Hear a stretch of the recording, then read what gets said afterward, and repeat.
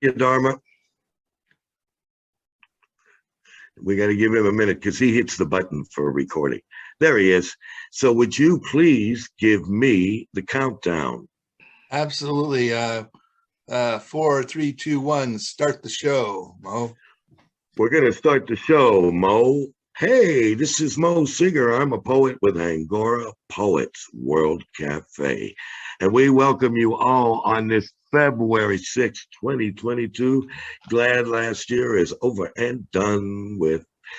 So, as we do, we are a typical World Cafe tonight, as we are going to hear in 3 or 4 languages in, I think, 5 countries on board at the moment.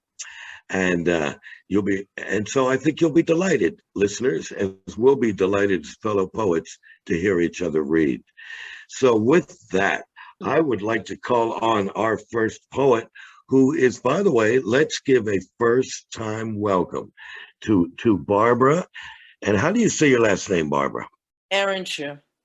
Okay, Barbara Arenchu. Hello and welcome, Barbara. Hello. First timer. So Barbara is from Southern Connecticut, Stamford, and she wants to do a piece which a complimentary prose piece to Sojourner Truth, and I'll leave it to you, Barbara. Hello, everybody. Good morning, good evening, and good afternoon to everyone. And a special happy birthday again to Prince, my dear friend. My poet friend, he's embarrassed. Anyway, I have a poem that I wrote with the renowned poet Renee Drummond Brown. She has a number of books. I have interviewed her on my radio show. And I thought that it would be a good idea to write with her because I know about Sojourner Truth, but I haven't lived in the lives of people who knew about Sojourner Truth. So I wanted to get authenticity. And so here is my poem, and I'm going to read it now. And right now, right this very minute. Hold on. Okay. It's called Sojourner Truth from Our Eyes by Barbara Arenchu and Renee Drummond Brown. Today we take for granted what she worked for her whole life. 1797 or somewhere thereof, she was born Isabella Bamfree, but Sojourner Truth was her birthright's truth. The whole truth and nothing but her selflessness truth. So help us, God. Prayerfully, the blind won't lead the blind and finally be set free and see a woman born into slavery was able to influence both men and women with her powerful words and actions. Though papyrus birthed her identity and rights, or rights, if you will, her mother tongue, a two-edged sword, speaking life into her being, survival and existence that would benefit all mankind. Over the plightful years, she was a fighter and a mother. So hearing sold to the highest bidder made this soldier stand for something, fall for nothing, and free slavery with an infant daughter. Who would have thunk a paper portrait of the 7th US president, along with that master Quaker Van Wagoner man, would grant her some untruthful freedom without peace? But like Dr. Maya Angelou, even that prostitute bowing at Jesus' feet, Deborah, Esther, Ruth, and so many other sheroes who challenged the system and narrative in answering their call and awakened the master's power within, a patriot for a country that barely noticed her until she spoke up in veracity that would rise like a bird from the caged bars that knew her. When, and a force that blew away the naysayers who doubted her, A Proverbs 31 woman would define her truthful worth. A woman so strong she even bared her breast to prove she was a true woman when questioned. Imagine the Song of Solomon sang into his truth. Thy two breasts are like two young roes that are twins, which feed among the lilies. Song of Solomon 4:5 King James Version. Imagine the poise to do that in front of a crowd. But then again, what does the truth have to lose but a piece of paper? In poem. Okay, thank you. All right. Yes, the applause meter is moving. That was Okay. the first time that poem has ever been read. Well, we feel privileged to hear it, so thank you. And as I mentioned, you are welcome to give two other pieces in this first round. Yes. Yeah. I have two others. Okay. The first one I'm going to read is a much gentler one than that one. It's called The Caress of Life. There is a whisper of a touch when a mother gives her baby that first caress. You felt its presence inside of you, and then it has arrived. The skin is rose petal soft. You put your finger on its tiny body, afraid to use your entire hand. Yet you cradle the head with your other hand and look into those eyes that are brand new, seeing a world for the first time, unaware of the dangers or worries that might befall them. They are looking intently at your eyes, the ones that will translate life to them. We are the givers of life to our children. Our babies depend on our gentle caress and grow and flourish as we spread our love around to them at all stages. But it is always important to remember to caress your child, for you are their one true guardian and will always be their fountain of life. Mamma mia. Okay. Okay. Very nice. Are you a mother, Barbara? I am indeed a mother, yes. Okay. Two grown Okay. daughters and live with them. So yes, I'm a mother. Okay. Good for you. Okay. So we call the third one Three's a Charm, Barbara. Okay, Give I've us got my Three's a Charm. third. Okay, let's see what one I will read. I think I will read Musings on Chagall print, since it's France. You know. We found it in an auction in Maine toward the end of our trip with our two summer-born daughters we had retrieved from camp at a resort set on the shores of the Atlantic. With no rhyme or reason, we both fell in love with the delicacy of this print, framed in gold, and we never thought of the hows and wheres, just paid for it and took it wrapped in brown paper back to our lives. For years it rested in storage. You were always meaning to hang it, and we bought various hangers for the job. But it never happened in your lifetime. You were never to see it hung on the wall. When you were gone and we sifted through our many possessions in the storeroom, there was this beautiful framed print still intact. Now it hangs on the wall near our dining table. I glance at it before I take my place, for it is at my back. But I have observed this piece so many times. Its memory is there for me to see in my mind. The bareback, bare-chested woman rides a white horse with the doe eye. Her mouth is what I always focus on. The tiny heart-shaped brilliant red, creating the perfect expression for one who is riding bare-breasted, and freedom oozes out of every part of this work. I had it appraised once, and it seems like the real thing. It came with authentication.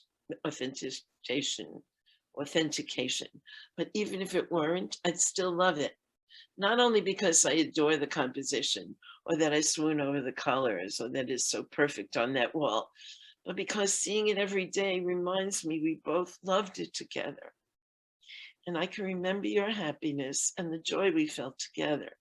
as we spent precious moments together alone on those days when we stole moments from our frenetic lives to breathe our love. And Thank you. Thank you very much. Thank you very much. Okay. Okay. So, well, now that's been a very good experience for us hearing a first timer on Angora Poets. So once again, thank you, Barbara. I'm glad you are on. Now we can say present tense. Okay. So now next we're going to go from Connecticut to right here in Paris with our man, Bill Strangmeier. Bill, you are on. Thank you, Mo. Okay, I start with a quote. I paint life as I would like it to be. It's Norman Rockwell. It's called Ancient Wisecracks. It dwindles down with a sack full of hope. The dream's not done, the cat's not skinned. What was settled for undone, made false.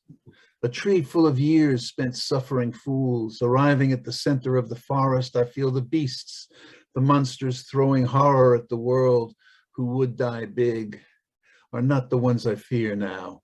They are small, in darkness conceived and into darkness to drain away the top of the food chains, a smallish uncertainty. Mine eyes have seen the glory and it's not as advertised, because the embellishers hadn't gotten to it yet. We feed ourselves such ruinous, beautiful dreams that wonder's now too expensive to leave. Is there a torch to hold up, a flag to fly? We became nostalgic for youth because then we swallowed the lies and got hard-ons for our own truth. We believed the marcher's chants and the number one song. Every cause shines a light on the struggle to oppress. Remember the unfortunate movements replacing injustices past, how victorious victims turned into the murderous mobs. There are but two sides, the kind and the evil, rainbows both. Whoa. Okay. There's a lesson. Why we affectionately call this man the judge. Number two, Bill. Okay. A quote from a book called When We Cease to Understand the World by Benjamin Labatut. They succumb from overabundance to plant a new tree. The turning leaves remind, forewarn, will the shortened days blossom and glow once again? I cherish the feeling of spring that remains, but I worry the branches and roots of the tree. So many questions and so much to wonder. The scope of the mind grows, but what of the mind? We see the mouths of rivers, traps and doorways everywhere, but need to struggle hard to find a path. And if we are not loved, what prize can call and what response to what we feel unjust? The anger, motive for it, the tyrant's pain, the tears of homeless poets weeping for lost gain. Though life has pain, to give it pride of place is but the errand of a fool. Oh, look at me, I'll prove I have no hurt. Or payback might be all one seeks in life, or make of all the world the listener at your couch. Perhaps I'll try to live as if an orange tree, for the fruit of the poor lemon is impossible to eat. Okay. Yeah. Okay. But it's incumbent on me to add that anything that tastes bitter in your mouth, 9 times out of 10 is much better for your health. So there you go. Impossible to eat, but better for your health. Not everybody thinks about their health, Mo. That doesn't negate. Anyway, three's a charm, Bill. Okay. Okay, 2 quotes, one from Elvis Presley. The image is one thing and the human being is another. It's very hard to live up to an image, put it that way. And from James Brown, sometimes I feel like I'm a preacher as well because I can really get into an audience. It's called Singers. The singers filter life to give us tinctures, the colors purified, diffused in liquid ambience, gold ambiance, to be corrected by their dye. This is the difference between the great and the ordinary, singers of the songs, those who give their all and those who don't. Nina Simone's enormous attack was angry and frontal, classical too. Bessie Smith knew just how tarnished was the heartfelt truth by lies. Aretha Franklin transformed her upfront sunshine into gold. Elvis's well-groomed muscles, Jagger's disco boy, doo-wop camaraderie. Ronnie Bennett was always so young and would that she'd flirt with me. The inventions of rock's pioneers, Dylan's love affair with his headache, and lost love all around and everywhere, and most just go along with love. Dolores Riordan, so naive and sincere, so wishing she could laugh. Piaf the witch, casting spells just like Willie the smoke-cutting wizard. Emmylou's textured love of the truth and decency, so brave, preaching love. None coming on to us trying to charm like some salesman. They give us the world they live in, give to ours. Dolly Parton refusing resolutely to be cowed, refusing all diminishment of her bright smile. Bruce exported Jersey to the world, a real person's thirst for what's right. Hank Williams, always thirsty, resigned to relief that always demands oblivion. Leonard Cohen never learned the art of song, refused to ever smile. Sade bringing the impossible glamour of gods to the river of life. The great don't do auditions, don't make careers of such, remain our loving friends, though they may never know, some don't, that they have touched us, are held in our souls. All right. Well, there's a list of fame, something good we can say, really good, about this nation of ours. Yeah.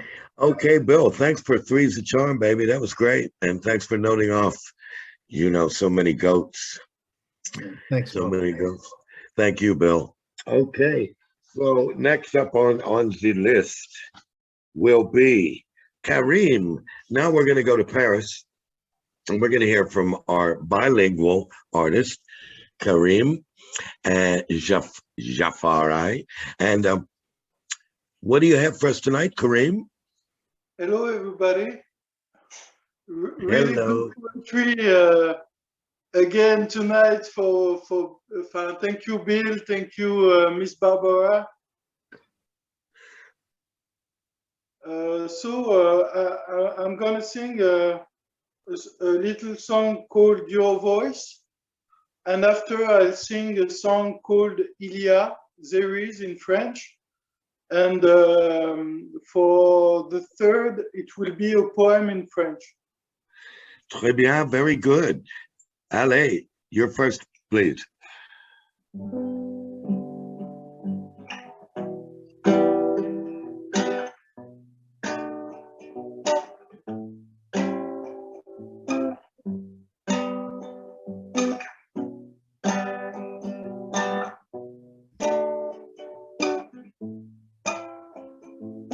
Through the night, I hear your voice, but it's only in my mind. And when the darkness is almost over, comes to me the willing to fight. Deep in the desert, lost in the wind.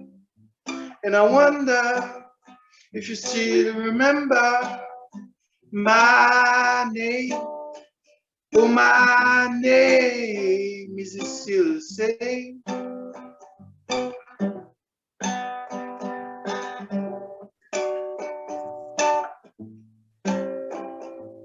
But through the night, I hear your voice, but it's only in my mind. Yeah. Okay, thank you, Kareem. Always good to hear a song. And number two, le deuxième, Kareem. Yes, excuse me. It's called Il y a.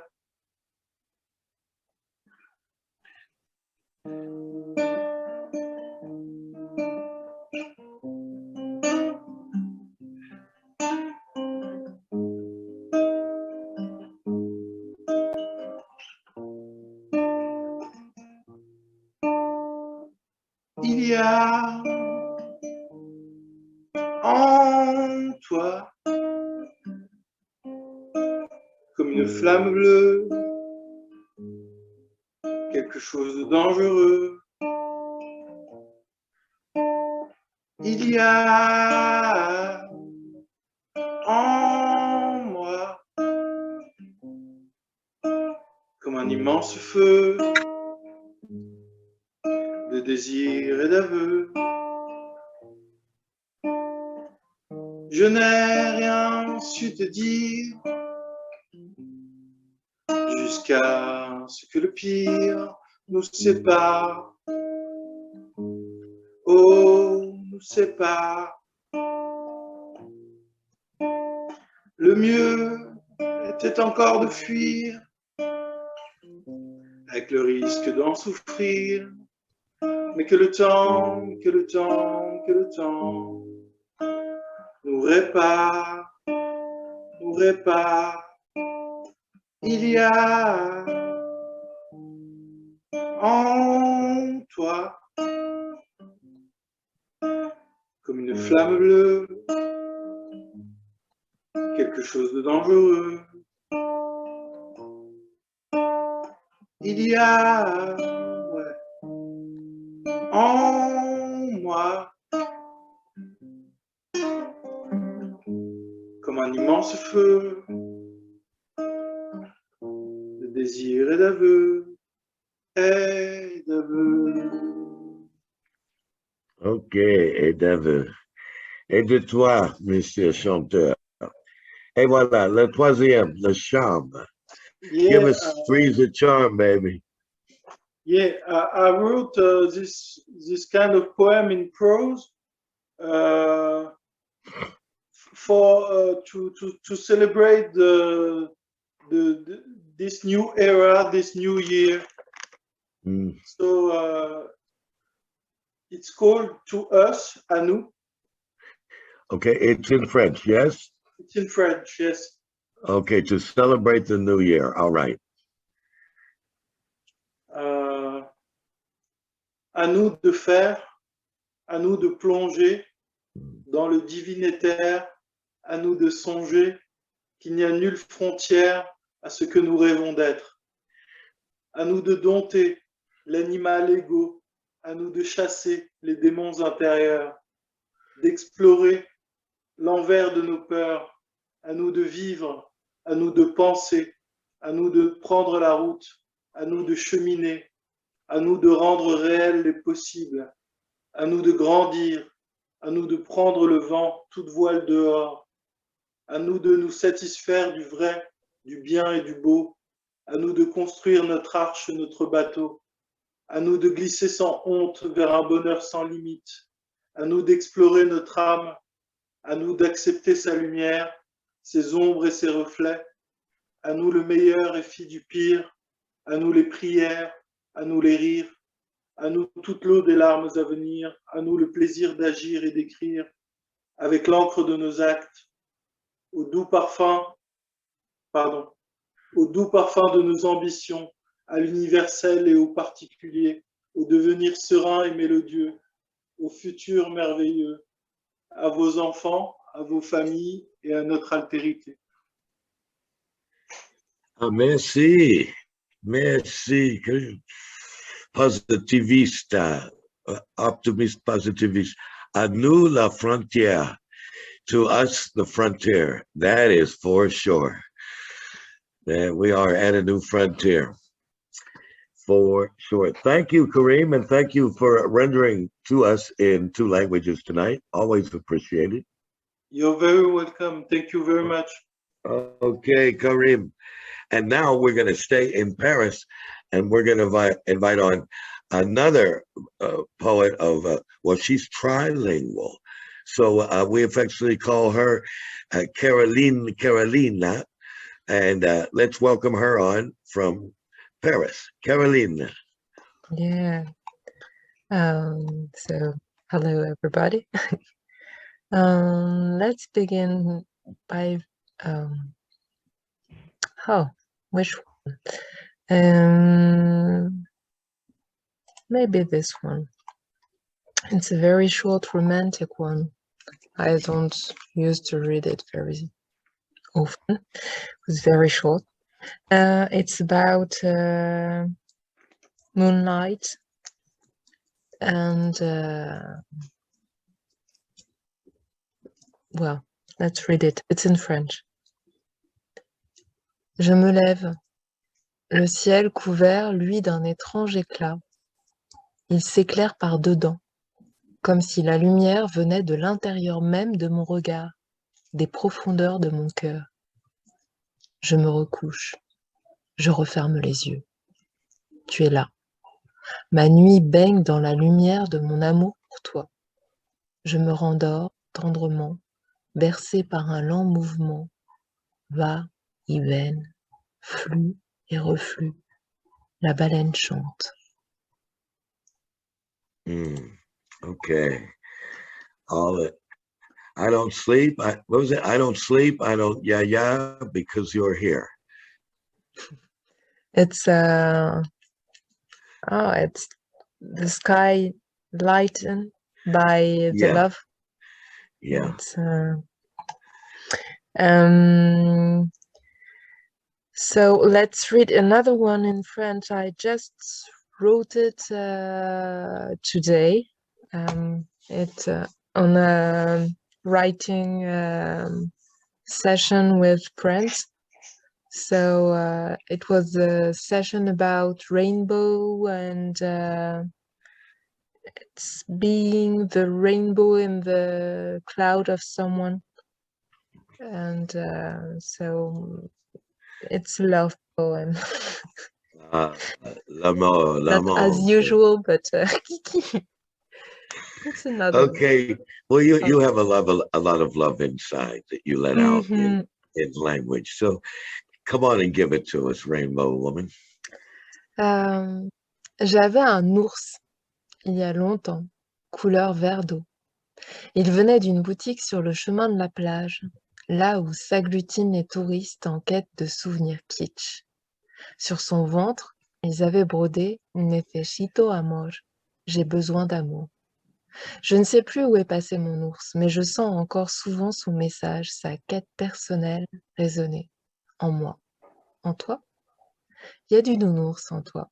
Pas de ceux qu'on use en dormant avec, de ceux que je garde précieusement sur l'étagère de peur de l'user. Ça s'use la tendresse? Est-ce que l'amour, ça peut s'éroder? Marie-Christine Barrault, elle disait l'autre jour que contrairement à ses premiers, avec son mari Vadim, l'amour s'était sans cesse renouvelé, voire augmenté avec le temps. Est-ce que mon amour pour toi s'userait sous mes caresses? Ou est-ce qu'au contraire, il se révélerait, s'épanouirait sous nos papouilles, gratouilles, m'amour et autres sortes de bisous? Libéré. Comme l'amande bien planquée dans sa gauve velours, dans sa coque, sous sa peau faite de mini-montagnes laiteuses. La coque qui craque sous le coup de marteau sur la marche de l'escalier à côté du lavoir de ciment, en faisant gaffe aux doigts. L'amande puzzle, l'amande entière au 7e essai, car les amandes, c'est comme pour les roses, ça se prend par nombre impair. Ailleurs, je me souviens d'un rideau de lanière de plastique vert clair pour empêcher les mouches d'entrer. À moins que ça n'ait été des perles allongées comme des macaronis. C'était chez qui déjà? Je me souviens des rideaux, des tresses que je faisais avec et de certaines mouches kamikazes qui arrivaient encore à passer avant de se faire dégommer par l'élastique de mon oncle. Certains chassent le sanglier, le lion ou le mammouth. Lui, ce sont les mouches et les palourdes.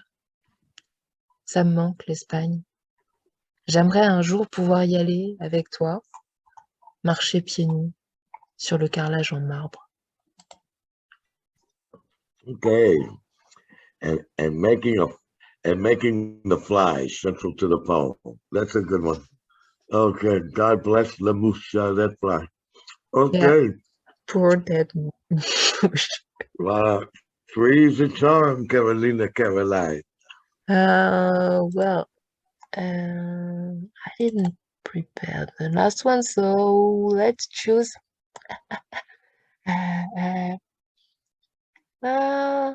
Another one in Spain, and after at the second round, I will choose another one. It's a very short one in the jungle, in the Spanish jungle. It's the title, but it's a joke. Anochecer en la selva valenciana, mezada por la mecedora y el canto de las ranas, cerca de la orilla del mar y de la del río. Combato los mosquitos por bofetadas. La abuela vigila un dragón valiente que explora el techo blanqueado con cal. Que no entré a comer las sábanas. Floc. Uy, se cayó.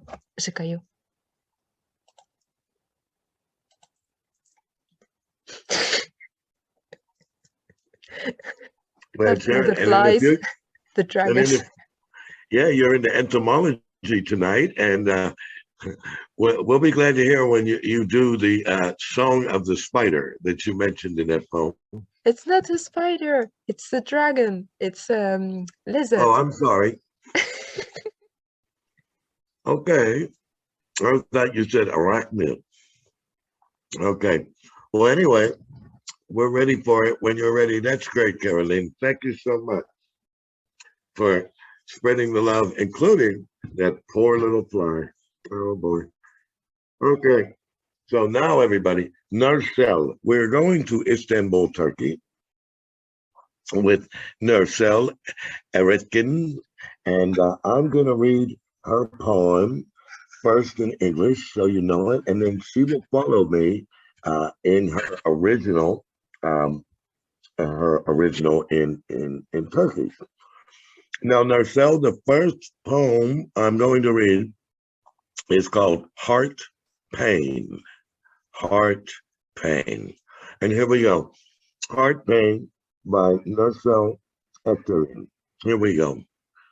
My heart aches, baby, my heart. While I hope in purple violets, the sun disappears in the rough waters. An ecstatic intruder cloud beats over my head. My heart aches, baby, my heart. What would I do without you here? Which flower tribe should I take refuge in? If I get a purple color from lilac, a delicate sadness from the poppy, to the aching heart of my delusional garden. From my aching heart to my delusional gardens. Okay, Nursel, Heart Pain. And you, please, the original. Heart pain, kalp ağrısı. Kalbim ağrıyor ey çocuk, kalbim.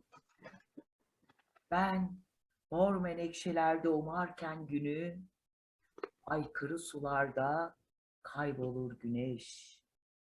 Esrik, davetsiz bir bulut, başımda tepinir. Kalbim ağrıyor ey çocuk, kalbim. Ne yaparım ben sensiz buralarda?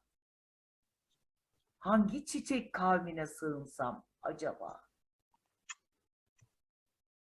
Leylaktan eflatun bir renk alsam, gelincikten nazlı bir hüzün, sanrılı bahçelerimin ağrıyan kalbine. Thank you. Thank you. And here we have the poet of purple. You're always describing purple in your poems, along with other vivid colors like red for blood. But Nursel always goes back to owning for herself purple.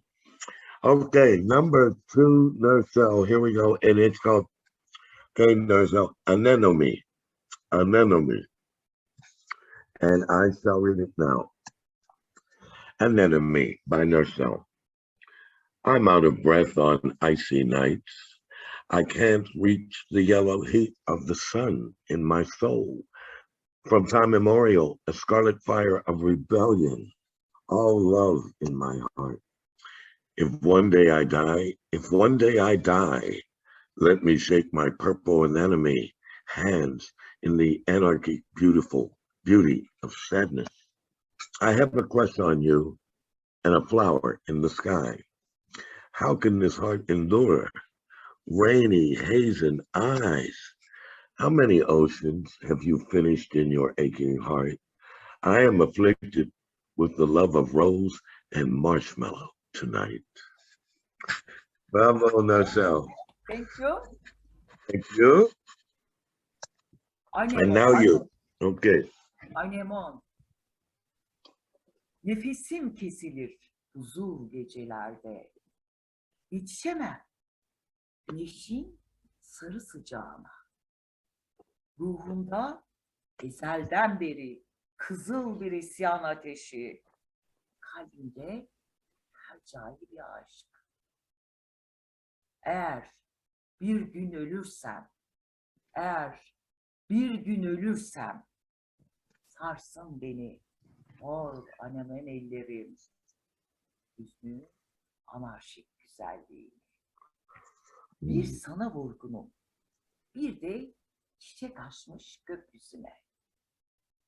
Nasıl dayansın bu yürek, yağmurlu hazan gözlerine. Kaç okyanus bitirdin, sızılı kalbinde. Efkarlıyım bu akşam, gül hatmili aşklara. Thank you. Thank you. And that's so dear. And now I am a marshmallow. Wow. Okay, number 3 from Narcelle. I'm so glad to have you back again after your COVID experience. Woo. Okay, this third poem is called Athena Minerva. Oh, Athena. Yes, Narcelle? yes. Okay, Athena Minerva. And it goes like this, by Narcelle, of course. She cries deeply. The fork fountain breaks into my dreams. Effler stood up with laurel and olive branches. I make votive offerings to my love in cotton candy dreams. Iriopolis with ruby lips and white veil. It raises a glass to a purple love. Greetings from Phrygian Athena Minerva. Her hair is in the wind. Her heart is the sea. To Narcelle, the poet from Iriopolis, with ruby lips, white veil. It raises a glass to a purple love. Okay. Iriopolis, Narcelle, for you now. Hierapolis. Okay. Athena Minerva. Derinden çağlar, çatal çeşme, tarumar düşlerime. Şaha kalktı efeler, defne ve zeytin dallarıyla. Adaklar yakarım aşkıma.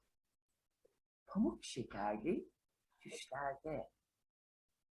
Yakut dudaklı, beyaz duvaklı.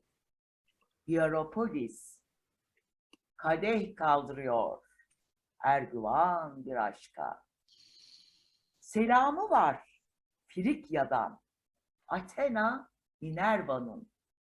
Saçları rüzgar, yüreği deniz. Hierapolis'ti. Efsunlu şair Nursele. Yakut dudaklı, beyaz duvaklı Hierapolis. Kadeh kaldırıyor. Erguvan bir aşka. Thank you. Thank you. Okay, Purple Passion poet. Little alliteration there. And the man who receives your love is apparently, from what we hear over these many months, is going to receive a lot of it. A lot of it.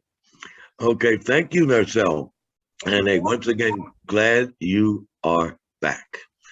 Okay, our best wishes to our poet comrades in Istanbul and Ankara and Izmir, all those cities.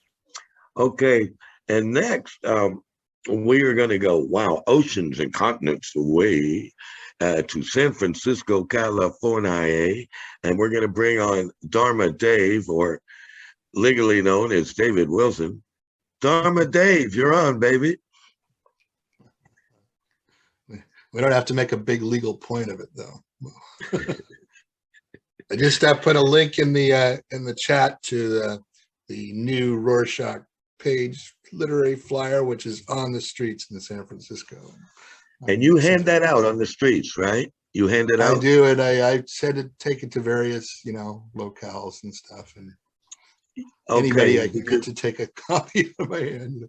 And how is it flying that you're not doing it online, which is so prevalent? Well, I am doing it online too. But how is it flying the handouts and putting it in, outlets? How is it? How do you mean? How's your experience going doing an old school handout? That is how I did it initially from the beginning. So it's just a continuation, but I haven't done it for over a year. This is the first issue I put out in over a year. So okay, it's all good right, to be back. So let's read some poems. Okay. Work poem.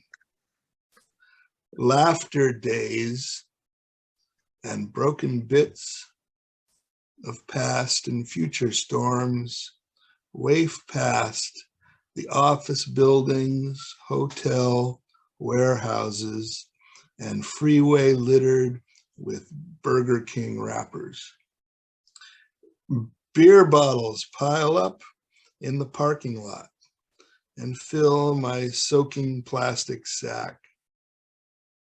The smoke of cigarettes of clove exhaled in gray rings after sausage and eggs, over easy at break time, trying to pretend the coffee's good, and the land-filled bay, a vast clear plain with snowy mountains all around. Okay, that's a vivid sketch. Thank you, Dave. Welcome. You know your terrain. Yeah. Okay, second piece. Look, you just gotta look around.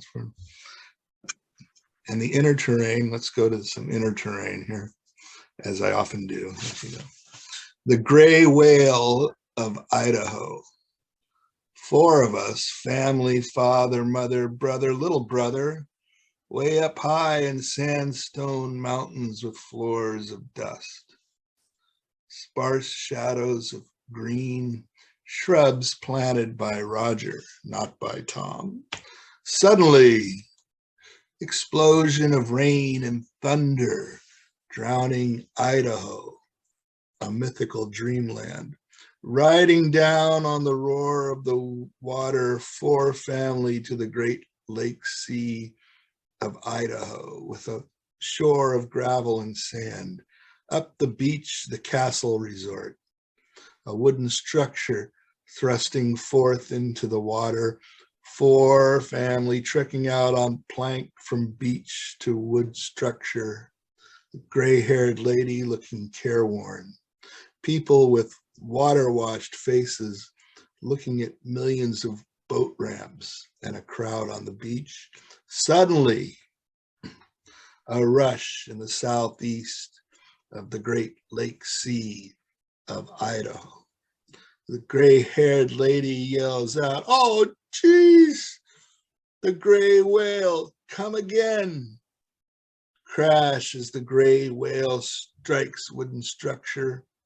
1 family, father lost from porch in water with the gray and vast whale. Scrambling to the shore, 1 family, father. The crowd breaks like the waves on the Great Lake Sea of Idaho. The gray whale on the left, 1 family. Little brother, stop climbing around out there. You'll fall to the whale. Too late. Gray-haired lady looking pale.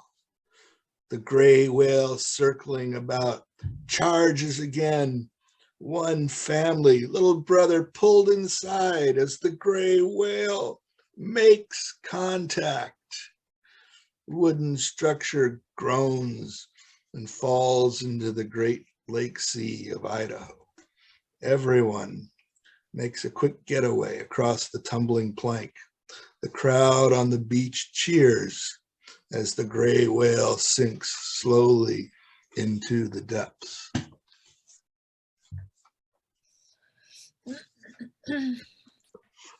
Okay, David, I'll watch out for that whale when I go to Idaho, man. Oh, yeah.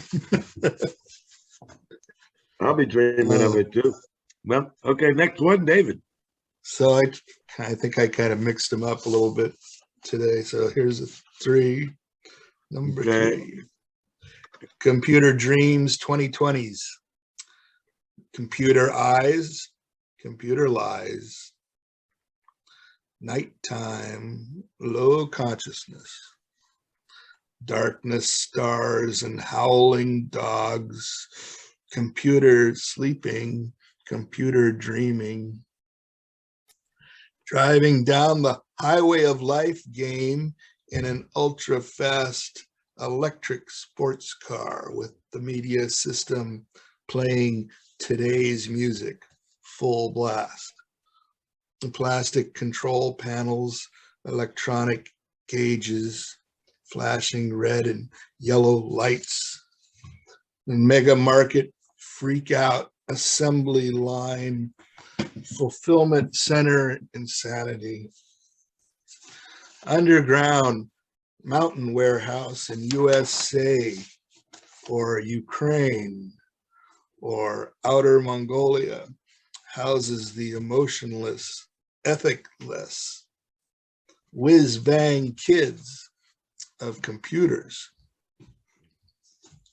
Gigantic metallic murder hornets with nuclear stingers dipped in COVID-19, Omicron variant.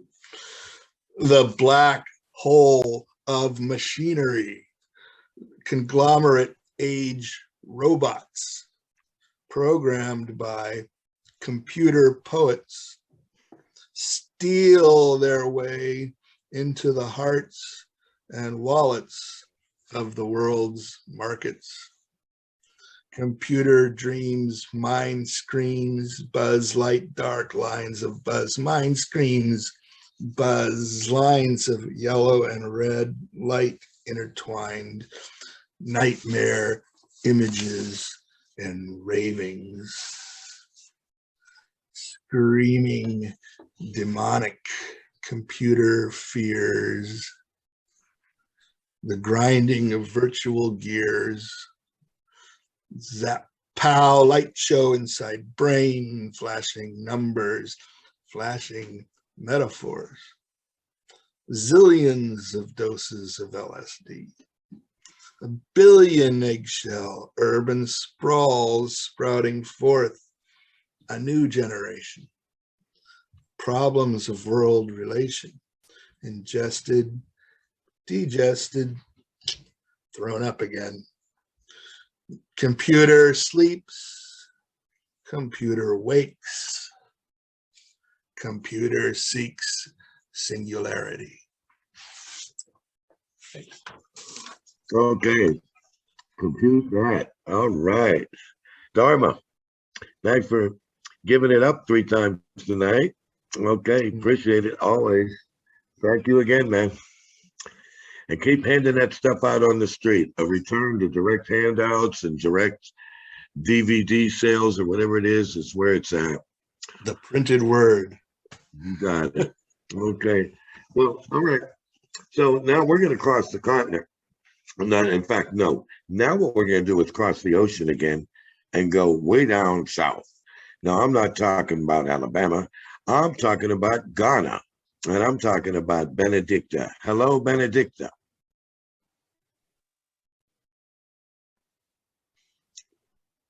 Hello. Hello. Hello, you're on. We hear you well.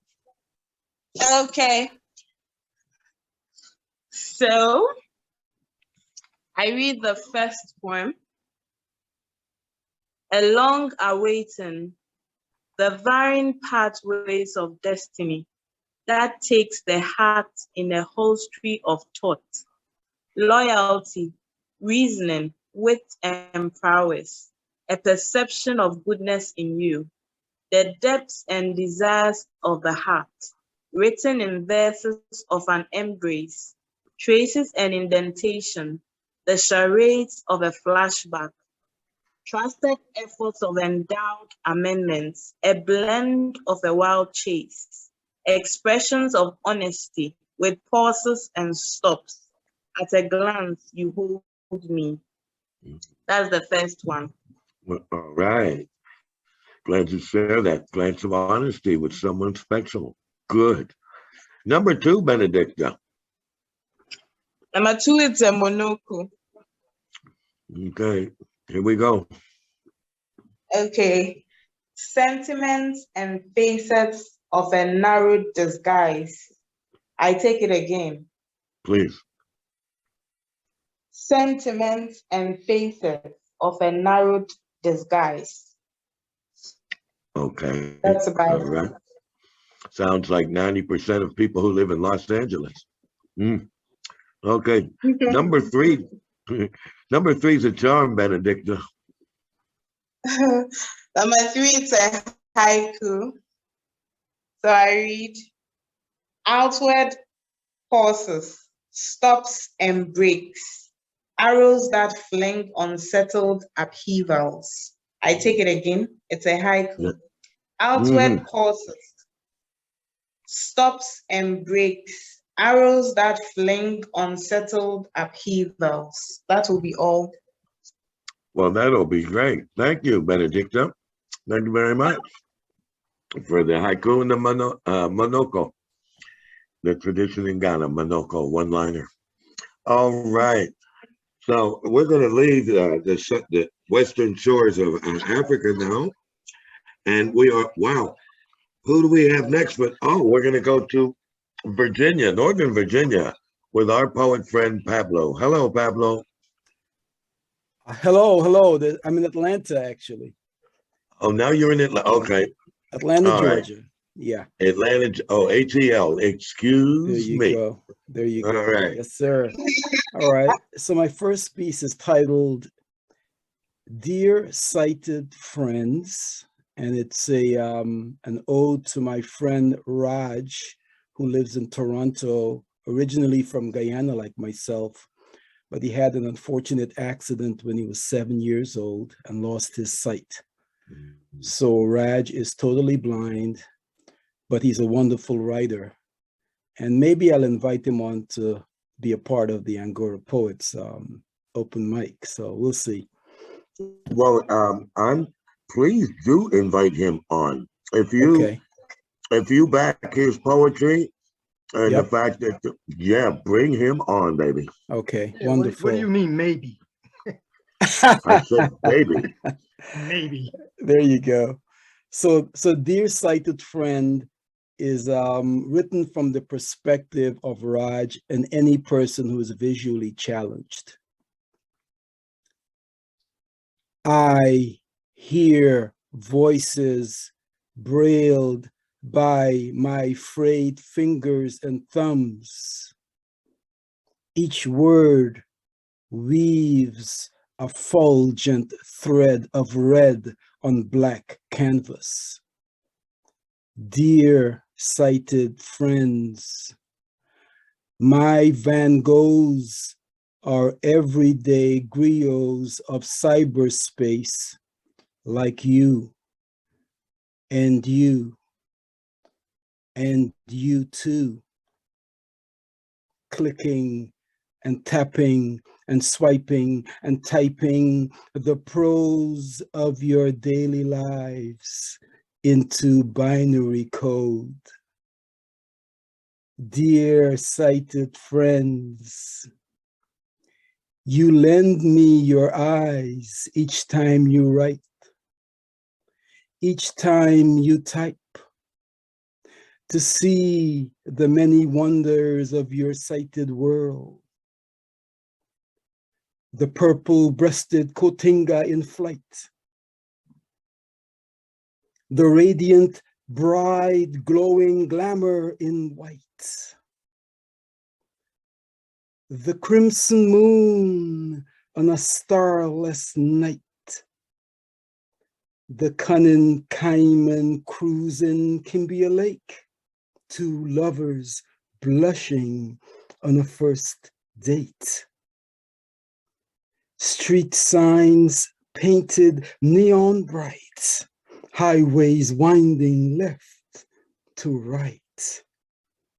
LeBron dunking with all his might. Dear sighted friends, keep writing, keep typing. Your words give me wings to fly. They fill the black canvas of my daily life with joy. Ayo. So that was Dear Sighted Friends. Yo, oh yes. Thank you. And yes, go ahead. Raj, I just wanted to know, has Raj listened to your dedication to him? Yes, it's actually I have a what I called a dub version of it over a track that was a musical track, so that's available, and he listened to that and he loves it. Yep. Well, since you vouch for him as a poet, as I say, I encourage you to invite him in our name to join us. Okay, I will do. Okay. Will do. Thank you so much. Yeah. So all right, your next poem, please, Pablo. My next one is a lyrical ode to the late great genius of jazz. I know you would probably relate to this, Mo. Miles Davis. It's called A Taste of Heaven. Were you a 50s godchild in the city? Wing-tipped feet running the streets all week, catching hell. Then you got that fat check come Friday and needed a taste of heaven. You and the dog pound swung midtown to Broadway and 47th after 9 and joined the line spilling from the Royal Roost, rung 48th. By 10, the joint was jammed with gents well coiffed, matching honeys and the sounds of money being made. Chime of silverware, cling, and the cash registers, swish, cha-ching, and the chatter of guests, servers, and bartenders doing their thing, wada bing.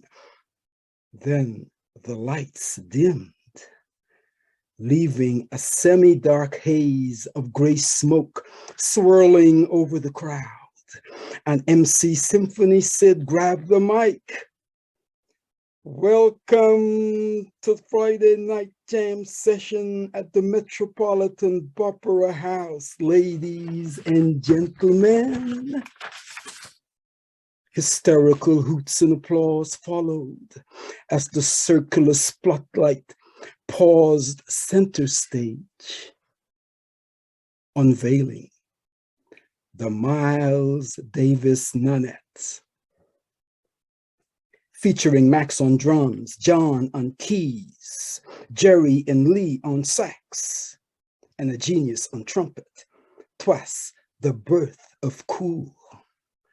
And soon the rhapsody of modern jazz waxed hypnotic, casting a spell over God's children. When Budo chased Lady Bird down Allen's alley, spitting, riffing, bopping, popping, superfluidity like acid through varicose veins.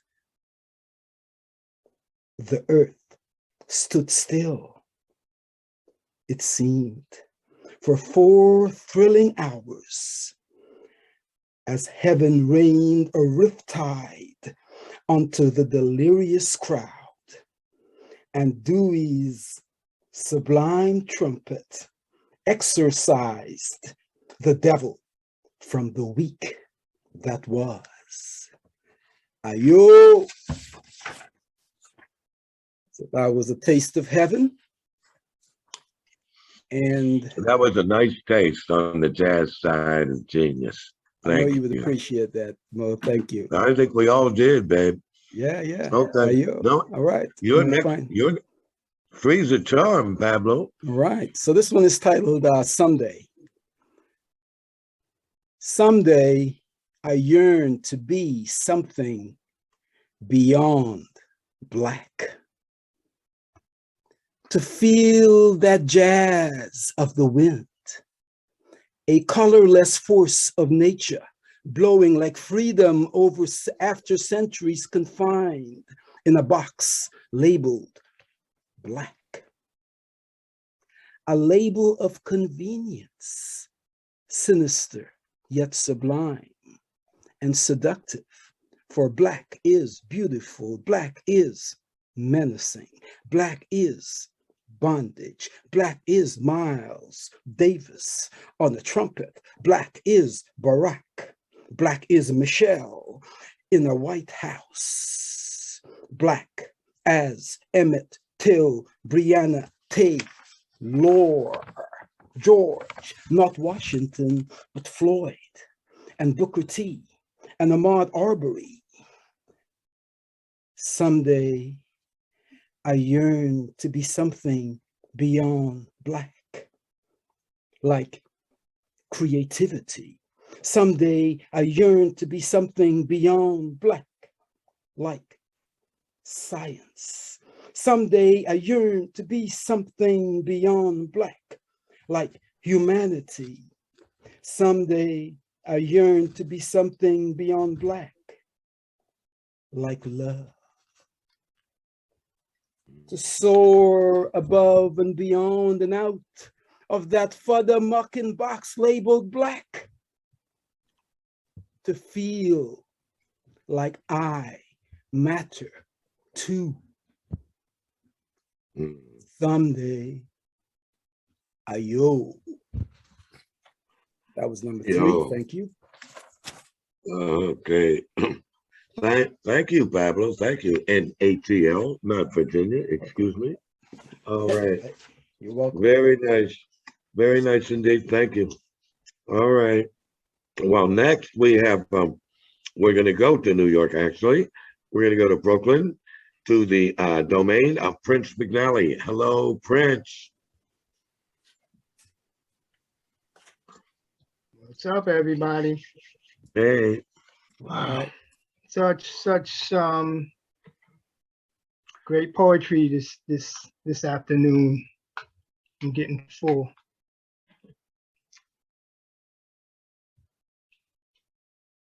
All right, kind of struggling with this piece, but I'm going to do this piece. I never did this piece. This is a small piece I wrote for my mom. I don't know. I was contemplating the if only. If only your fear hadn't frozen you. If only you could move. If only someone would have spoken up sooner. If only promises made had been broken. If only the secret had not outweighed your well-being. If only we could have caught it in time. If only we would have known a year before the tumor would spread its mass hysteria. If only your fear hadn't frozen you. If only it wasn't your time. If only I knew just how little time we had left before you would join the ancestors. If only I knew that last night in the hospital would be the last night I would ever see you. If only I had one more chance to say I love you, Mama. One last chance to say goodbye.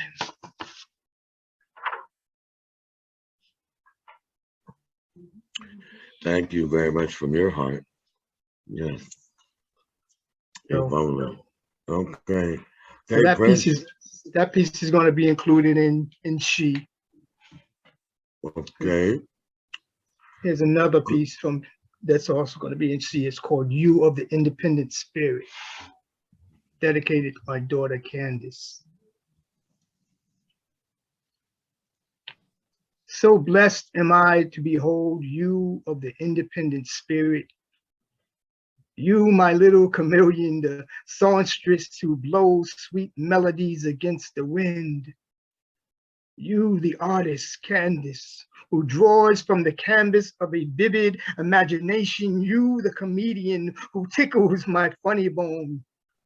You, the bearer of the cotton heart, which absorbs all too quickly, bringing forth thunderous rains, rattling the palms which hold your sacred tears.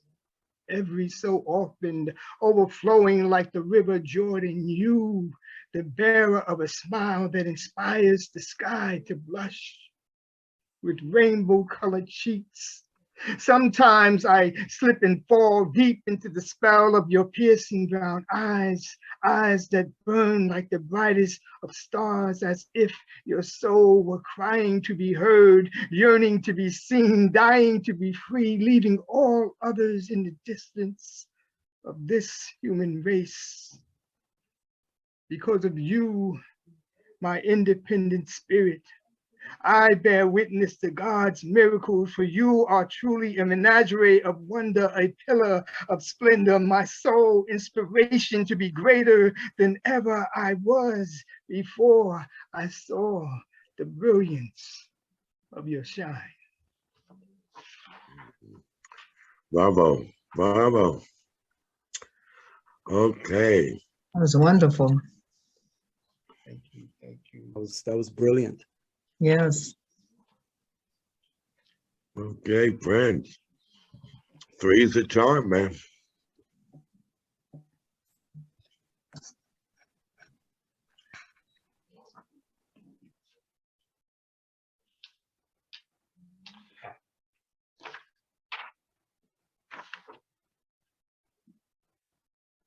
This one's also in the book. It's called Sweet Yesterdays. It's actually a sonnet. Are we destined to live our lives devoid of any semblance of true love, settling for generic brands of a relationship so that we won't have to be alone? Baby, come home, and I will give you sun rays on your rainy days. My love for you could never be cliche. Just come back to me. For without you, I can no longer see the stars, for you are the light of me. And if I could whisper in the ears of destiny, I would speak of sweet yesterdays, reminiscing our past love way back when. And if only we could do it again, I would worship it like a religion, praying this misery into submission. You see, life for me is inspired by hope. And so I create deja vu and recycle dreams, sleepwalking this mirrored existence in the realms of destiny, when suddenly I awake and I'm crying because you're no longer here. You're no longer here. You're no longer here. Thank you. Thank you. Thank you. Very tender, very vulnerable. Thank you, Prince, very much. That's she.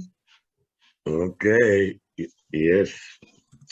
Okay, well, now I would like to take us to Paris and then back. So we will go with Claire and then Lydia, Claire and Lydia. So let me introduce our bilingual poet from Paris, Miss Claire Andriani. Hello, Claire. Hi, everyone. Pleasure to be here tonight.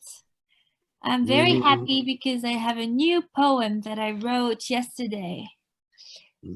So I'm going to read that first, and it's called, let me just find it. Okay, it's a love poem, and it's called Fusion. It's about, you know, when you love someone, you love this person so much, you want to be inside them. You want to be like one person with that person. You just want to enter them. It's like very, very profound. So I called it fusion. I want to get under your skin, become you, the extension of you, two in one human being. I can't get away from you. Your arms are not enough. I want to merge with your flesh, merge with your body, and offer myself to you. I'll offer my strength. I'll give you my love, this unconditional thing that runs through your veins. I want to make love to you by entering you, becoming your lungs, your neck, listening to your heartbeat, loving you from the inside. I feel so close to you and yet so far because of our physical boundaries. I want to break them, make one with you like an eternal act of love, an impossible fusion that makes me yearn for more. I want to go beyond the possible, make this experience of ultimate tenderness. I want to wear your clothes, put your perfume on, know what it's like to be you.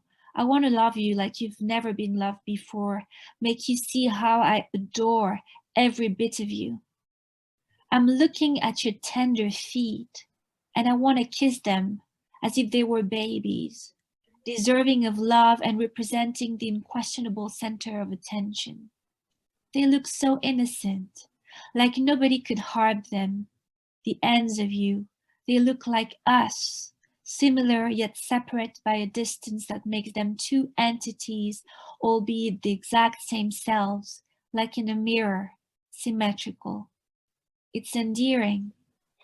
Your breath blows on my cheeks warmly, like a windmill in summer. Your arm around my shoulders welcomes me like a newborn baby. But when I open my eyes, I can't stand to be so far. I want to be inside your body, crawl under your skin. Come on and give me your hand and make me disappear for an instant in the realm of your flesh. Whoa. Whoa. Oh, very nice. Has the lucky guy read this verse, Claire? No, he hasn't. Do you intend for him to read it? Yes, I will. Next week. Oh boy. Uh-oh. Wow, his mercury might climb the thermometer. Okay. All right. Number 2, Miss Claire. Number 2.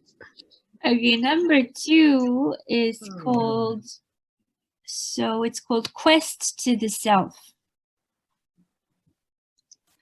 Everything is a way to myself. The wind turning around me, showing me the path to destiny. I entered the ears of the gods, and they whisper dreams of fabulous deeds, encourage me to fly and believe in the purple sky of dusk, the one offering a vision of the past, the future smiling at me. Everything is still, invites the viewer to stand and face eternity. The sky is silent and looks back at me in the peacefulness of the streets. My head spins and takes the colors like a printed image, inscribing itself in my memory, pink and purple. This barren world telling me to look inside in the infinite realms of my mind, offering reflections of any kind. I walk on the clouds of twilight, hesitate between the out and the in, the real and its image, the concrete and the ethereal, the will and destiny, not knowing if I should follow the current or swim against it. But one thing is certain, I belong to me, and my mind can wander in unseen landscapes, dream until the infinite. I will always be present to myself, forever here, between dream and reality, between the unsure and the will, turning its wheel with the water of truth, smiling to fate, singing. Hey. Bravo, Claire. Bravo. Thank you. Okay. And freeze a charm, dear Claire. Yes, I have a short poem called The Old Woman. Wait a minute. Okay. It's a portrait. I love doing portraits of people I see in the streets or on benches or people talking to each other. And this one is about an old woman sitting in a hospital, in the hallway of a hospital. And she's called the Old Woman. She looks beyond the door as if the present was escaping her, gliding between her fingers. Her white hair stands on her head like malevolent soldiers, and she's looking ahead of her, sat on this chair, her eyes dead, the expression fixed on her face as though she was gonna be executed.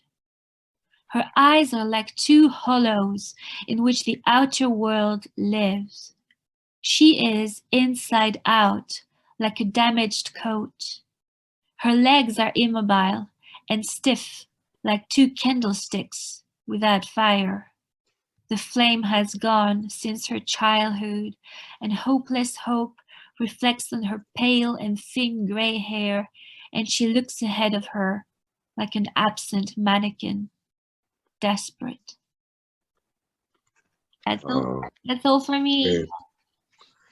Sadly true for so many people, Claire. Thank you. Yeah. And it reminds me of a song I've written and sung, my goodness, over 30 years ago by a great American songwriter. And it's called Hello in There. If you pass the couple passes an old person peeking behind a small window. Or to just turn and smile and say hello in there. Is that that's a John Prine song, isn't it? Yes, it is. Mm-hmm. Hello John in Prine, there. who was a casualty of COVID. No. Yeah, he died of COVID in the early part of the pandemic, 2020. Oh man. Yeah, And he wrote one of my favorite songs, Angel from Montgomery. Indeed. Beautiful song. Beautiful. Oh wow. He's usually doing tributes each year in Austin where the great songwriters are presented. And wow, that's hard news to hear. Okay. Thank you, David. And thank you, Claire. Thank you so much. Hello in there, Claire. Okay. So now I'd like to introduce, now we're going to go back to the U.S. and we're going to introduce Lydia Perry. Hello, Lydia Elizabeth. Hello, Lydia. Let's give her a minute.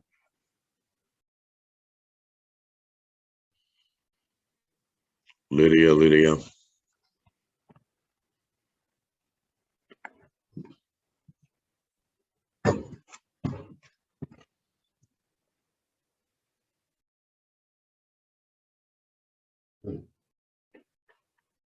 Okay.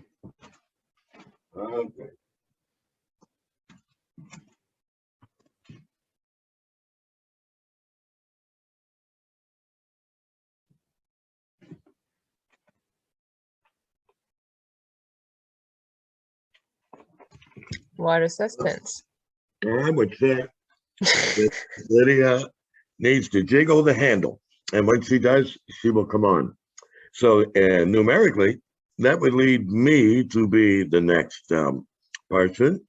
And what I would like to do in the first round is pay homage to a man whom I believe revolutionized, if Dostoevsky revolutionized public consciousness, this man revolutionized the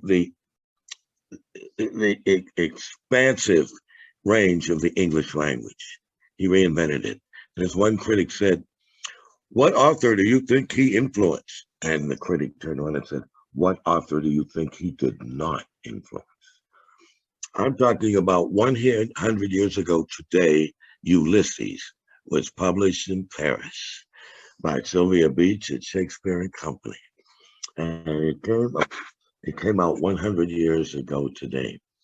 Shortly after it was published, it was banned in Great Britain and the USA because, and Ireland as well, because he did explicit erotic scenes, sex scenes, and on top of that, he criticized Catholic doctrine, Catholic dogma, and that's James Joyce.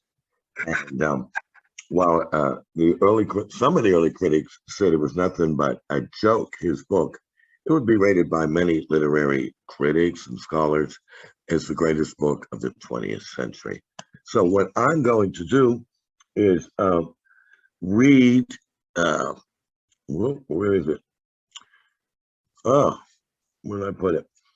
Okay, give me a second. I'm going to read something from Mr. James Joyce.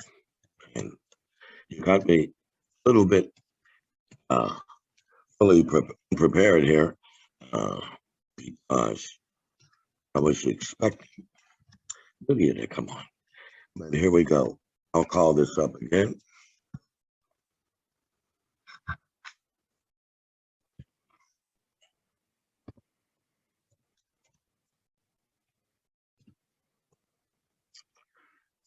Okay.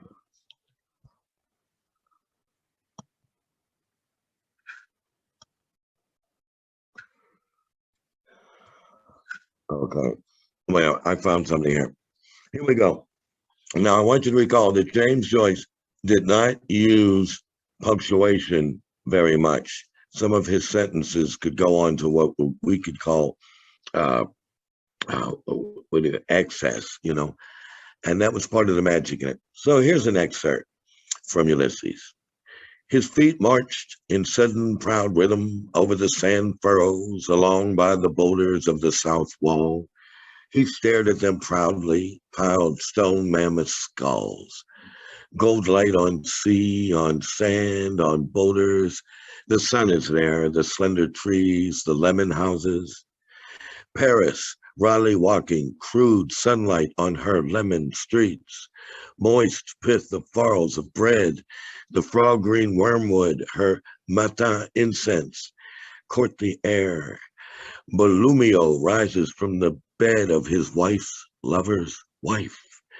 The kerchified housewife is astir, a saucer of acetic acid in her hands, and Rhodo's Yvonne and Madeline's new make, their tumbled beauties shattering with gold teeth, chansons of pastry, their mouths yellowed with the pus of Plat Breton. Faces of Paris, men go by, their well-pleased pleasures, curled conquistadores.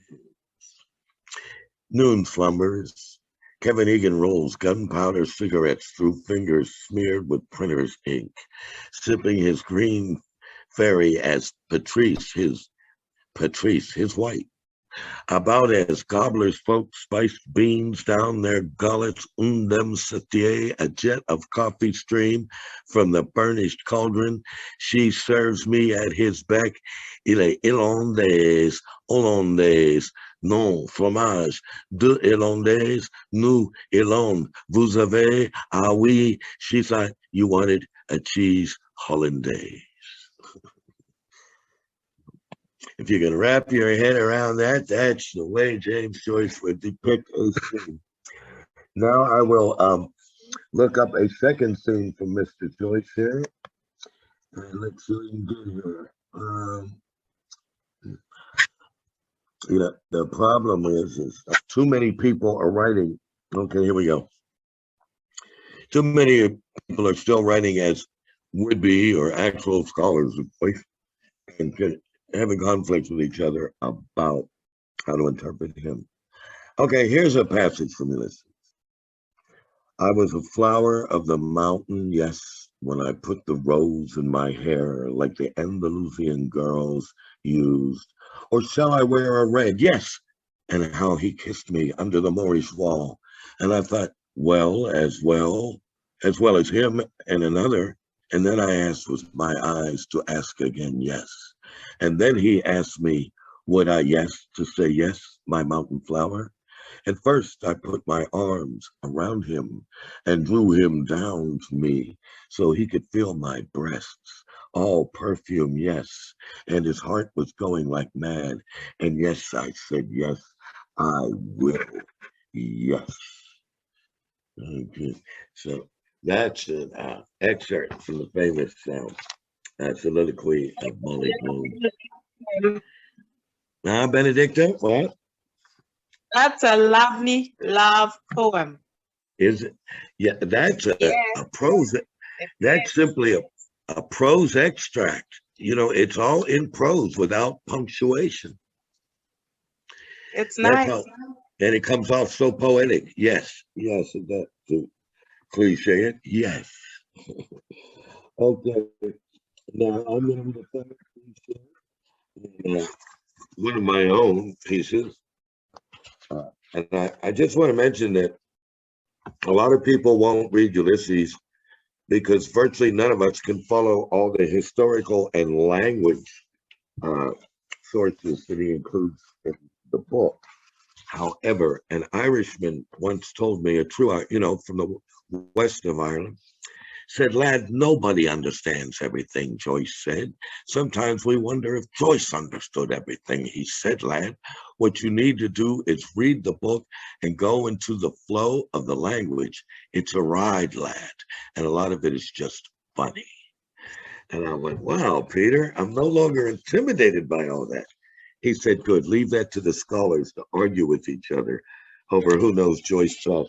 When in fact, I think Joyce is having a good laugh on all of it. And one last thing, Joyce has a line in Ulysses that scholars at Cambridge and Oxford and Yale and Harvard argue over, which is, he said, which man will tell me the word on every man's tongue? And it stops right there. It stops without any hint of which word every man should know. And they argue very seriously in the scholarly circles whether that word that every man shall know is death, given the book, or it should be love, given the book. And they have heated arguments over which word most represents the core meaning of Ulysses. So that's how that goes.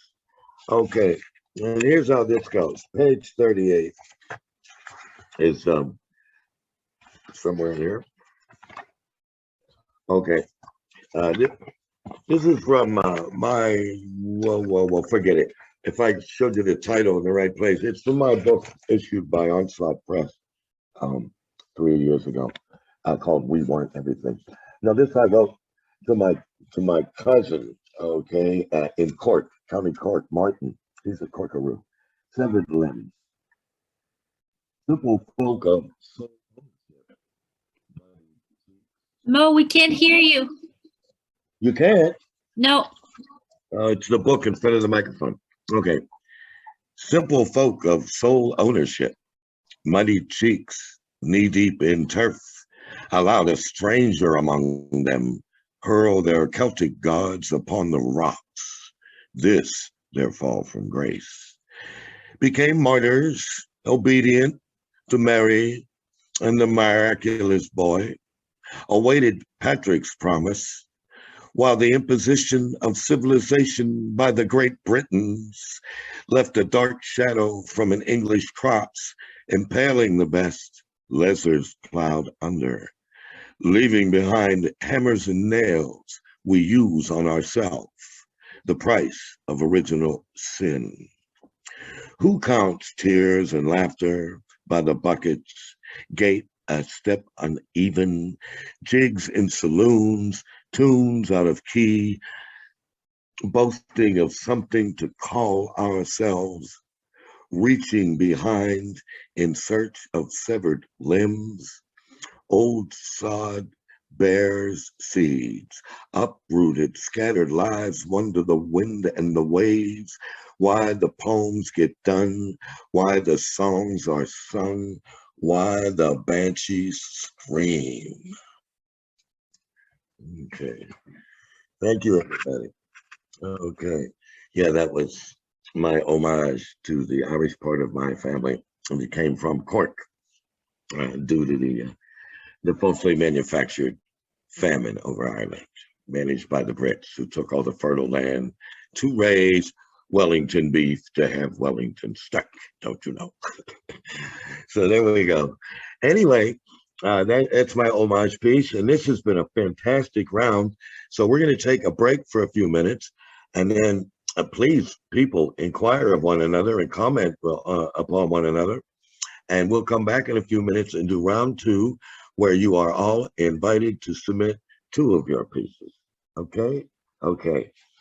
All of you poets, you have such a depth of feeling and beautiful imagery, and I'm really enjoying it. So here is my poem. It's called, I'll read the sad one first and then the not so sad afterward. My cloak of sorrow. When we first met, you were my comfort. I felt you upon me as my day wandered on, a constant light weight surrounding me as I attempted to right myself. But you injected your sorrow into me, keeping me in a steady state of despair, never leaving me a second as I wore you. Your pain was my friend. We had a kind of deal between us. Sometimes I would shrug you off and hold you over my arm, thinking I didn't want you or need you. Your steady infusion of sorrow and pain would leave me then, and I would sometimes smile a little. But soon I would find you had crept onto me, and then I was once again in the morass of sorrow you brought into my life with your weave of remembered tenderness and a lover's touch caressing my body and creating a void too deep to ever fill in any way. I thought I would never be able to lift you off of me, that your weight would be the endless pressure of my days. But as days and nights piled up, your weave began to wear thin and eventually unraveled like a badly knit sweater. And then you were gone, leaving behind threads of your existence, distant memories of your presence. Thank you. Wow. The sweater metaphor is really, really good. Thank you very much. Thank you. Okay, number 2, Barbara. Not so sad. Hopefully. Season of love. When the trees turn pink and white and their blossoms perfume the air, when your body wants to take flight and suddenly you don't have a care, when the morning brings the brilliant sun and you walk out onto a sea of green grass and all you want to do is have fun, yet there is a tension that won't pass. And the air caresses you with tenderness and you wish for someone's arms around you, that moment of togetherness with someone who is right and true. The season is turned overnight and cherry blossoms fill the air. Your body wants to take flight and you're longing for someone who will share your passion, your wants, your dreams. And then he arrives. You push happiness to extremes. Love has cemented 2 lives. You skip for joy hand in hand. You never thought you would find this boy. It was better than you ever planned. Love has a season when 2 hearts meet, and though you may not know it right away, you need each other to feel complete. And soon you start to plan for your wedding day. And Oh, that's sweet. That's sweet. What is it? Love is passions pushed to the extreme. Did you say something like that? I said, okay, I can find it. Love has a season when 2 hearts, the beginning? Well, it's about pushing love or passion to the extreme. Love has a season when 2 hearts meet, and though you may not know it right away, you need each other to feel complete. Well, that wasn't it, but okay. Anyway, that was a good poem, and let's hear number 2, please. That was number 2. That was the love poem. That was number 2. Maybe you're thinking of the first one, Cloak of Sorrow. Well, no, I was thinking about the second one, but anyway, thank you. That was good poetry. Welcome. That was just good a little. poetry. Yeah. Okay. Nice. Nice. Welcome to Angora Poets. Thank you. Thank you. I just wanted a little bit more upbeat. And that one is rhyme. So, you know, I don't rhyme Well, much of my poetry, but I rhymed this one. I think a poem sometimes needs to be rhymed. okay. All right. And now we're going to move back to Paris and we're going to bring on Bill Strangmeier, please. Bill, you're on. Bill. Yeah, thank you. Judge. I would no longer flee the fire, dark and dire, that wells up in my vision, nightmares, dreams. The broken pictures, words, and motives whirled in shards around the bed that held my mortal will. Those of us who've seen the glimmering void, hidden under day in the black of the sun, go mad, if only for a minute, incarnation or a day. We cannot know the truth, no, just the half, the torrent or the hiding place, no sanctuary here. To pretty up the darkness for the conqueror west, to make oneself feel small, but still heroic inside a song, is to hide the greater thought that everything is infinite. I know what I believe you want, but know not what you want. And if you tell me, I may become confused. Desire and love keep company, but you may not desire what I love. And what I do desire just might not accept your loves. Desire is childlike or childish, but foresight comes later with age. But if you would mark the lines of fire, you then must tell the truth.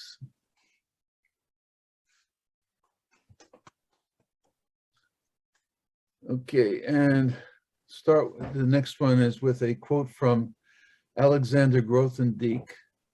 I was hoping Martin would be here today. He was the prime mathematician of the 20th century, Alexander Grothendieck. And the quote— Where was he? What nation did he come from, Bill? France. Well, he ended up in France after the Second World War. Mm-hmm. And what he said was, the vile and dangerous practice of mathematics. And this is called O Cruel Evolution. We know that God is made of numbers twisted to uncertainty, made or named, or that the path that leads to it is a number trail I'll never follow down. Within my mind that gingerly holds the word. All numbers seem encased in fungal fog, a trick, a game, a colonialist plot, unpleasant sin, leading to a monstrous truth too dangerous to speak. Yea, God is small, a quantum particle or wave, has given laws to our fairyland, con game to make us pray. To know his mind has been what science seeks, but we cannot know its mind. It has no soul, for it's no succor, nor are the con men all tuned in. Satan uses the path for war and money cheats for actuary. The stock market worships a devil god, and our gadgets gnaw our time away to imprison us in nowhere now. Now we've seen it, so it now watches us. Uncertainty is the principle that makes us so afraid. Can we go down now to the engine room, throw a spanner in the works? Or would that lead to the madness of the first to find the way? Buddhism, Hinduism, Persian poetry, cakes and ale, Hafez, happiness. Okay. All right. There. Oof. Well, that was good stuff, Bill, and something to think about. I would agree with it, actually. So let's thank Bill. Thank you, Bill.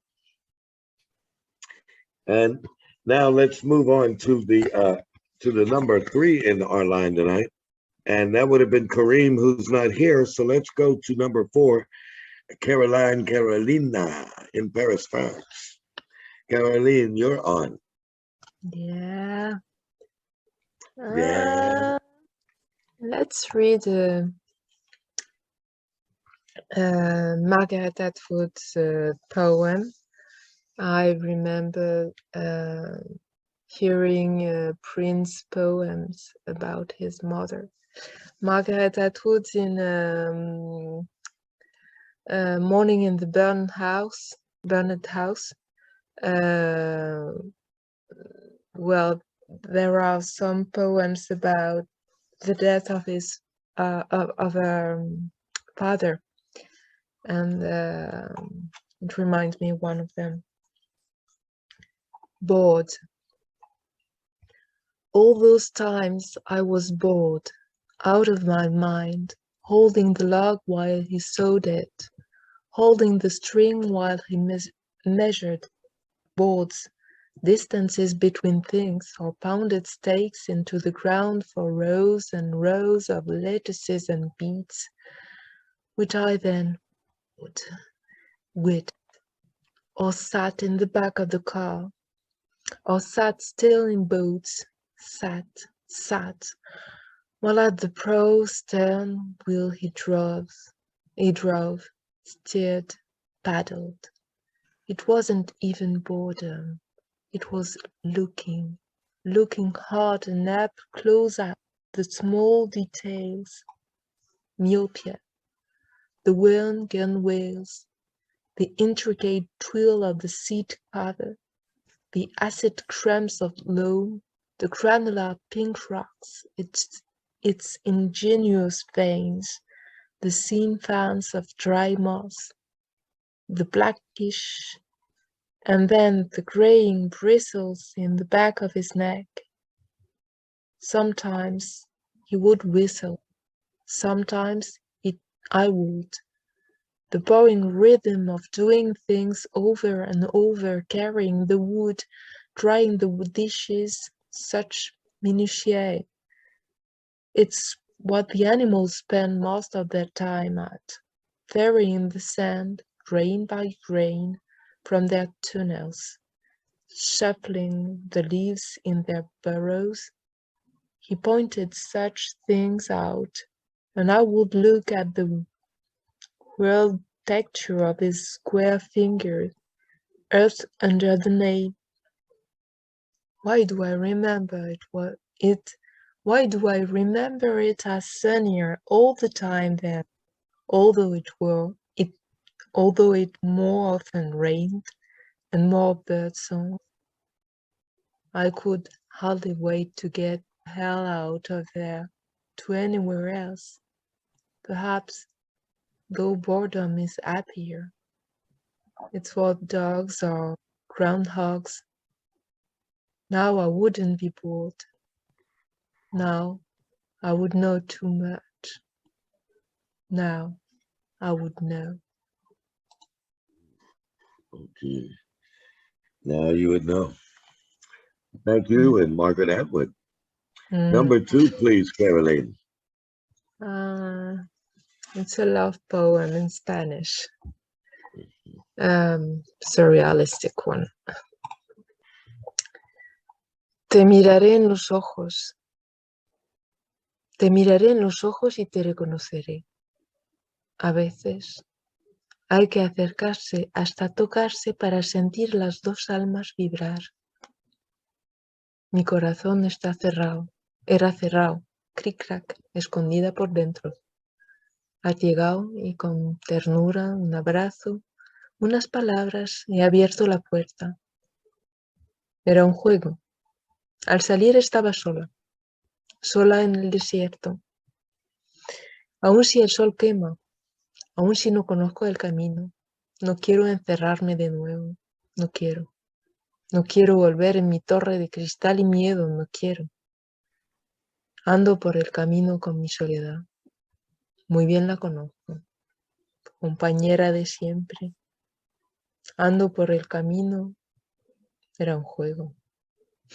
Era un juego. Era un juego. El hombre es su propio enemigo. ¿Enemiga mía? No. Salí el sentirte. Salí. Pensaba que era isla grande, nueva tierra. Solo era una ballena llena de amor. Pero Jonás ha olvidado salir de su pecho. Se ha quedado por dentro. Y de nuevo me veo sola en el desierto. Andando sola, andando por la arena, por el desierto de piedras y el sol brilla. Mujer azul y canela, color de tierra, blanca y sed, hambre y morena. Mujer llena de vida en el desierto de su vida. ¿Quién la va a descubrir? Hombre azul, hombre de arena y de tierra, hombre salvaje del oasis mítico, hombre del desierto de su vida. Y en pleno desierto se encuentran, se acercan hasta tocarse, hasta sentirse respirar, soplar. Surge el agua entre las piedras, árboles, flores y palmeras, de agua y de sombra, de amor y... No me quedan las palabras. Se van en el viento del océano, alrededor de la isla grande. El corazón sopla y se van con él en el cielo, se van con él en el agua viva, de amor y de... No me quedan las palabras. Se han ido con el miedo, la soledad. Hay cosas que no se pueden contar. Hay cosas que no se dicen. Hay cosas que solo se pueden sentir, vivir, compartir. Bravo. Muy bien. Los poemas. Yo quiero, no quiero. Did I hear you say that? Yo quiero, no quiero. I want you, I don't want. No, I didn't say that in the poem. Oh, I thought you said that. No, no. Okay. My mistake. All right. Well. So I'll have to read it again another time. Or I get my ears cleaned. Okay. Yo quiero mucho las poetas, Carolina. Gracias. Okay. So next we're going on to, let's see, who would be next? Okay, now we're going to Narcel. Okay. Narcel, I have two poems for you, Narcel. And the first poem you call Fistan. Fistan. Okay? Okay. Okay. So here it is. It's called Fistan by Narcel. I brought my sadness into the bosom of the waters. I dressed in the greenest of spring, lilac, freesia, daisy, decorated with roses. If I tell you about love, will you believe it? His eyes are like an olive branch. I leaned against the laurel tree as tall as I could. A smug took wings from my hands. Poems with 1,001 flowers in my soul. There is a divine eternal love in my pen. If I tell you about love, will you believe it? His eyes are like an olive branch. Okay, thank you. Okay, and now you, Narcel. Okay. Çıkardım suların koynuna üzüm fistanımı. Giyindim baharı en yeşilinden. Giyindim baharı en yeşilinden. Leylak, fresia, papatya, güllerle bezeli. Aşka söylesem inanır mı? Sanki gözleri zeytin dalı. Yaslandım defne ağacına. Oyunca Kanatlandı bir sumurk ellerimden. Ruhumda bin bir çeşit çiçekli şiirler. Kalemimde ilahi, sonsuz bir aşk var. Aşka söylesem inanır mı? Sanki gözleri bir zeytin dalı. Thank you. Thank you. Wow, I like that. There is an eternal love in my pen. Okay. All right. The second poem is called Life and Hope. Life and Hope. Marcel. Okay, I will read her poem, Life and Hope. Flirt with death.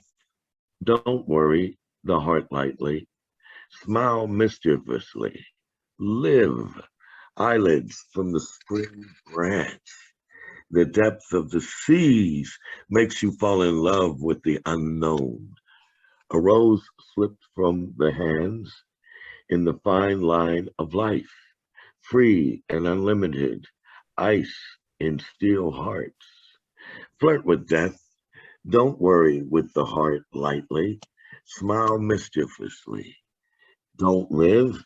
Eyelids from the spring branch. Undeniable life. Undeniable death. Self in a sweet bus. Thank you. Thank you. Okay. Yaşam ve umut. Ölümle flört et. Yüreği hafiften yosma. Haylazca gülümse yaşama. Bahar dalından göz kapakları. Denizlerin derinliği ki aşık eder seni bilinmeyene. Bir gül kaydı ellerden, yaşamın ince çizgisinde. Hür ve sınırsız, çelik yüreklerde buz. Ölümle flört et, yüreği hafiften yosma. Haylazca gülümse yaşama. Bahar dalından göz kapakları. Yatsımaz yaşam, yatsımaz ölüm kendini. Tatlı bir busede. Thank you. Thank you, Marcel. Thank you very much. Okay, very nice. Okay, so next, after Marcel, we have Dharma Dave. Dharma Dave, you're on.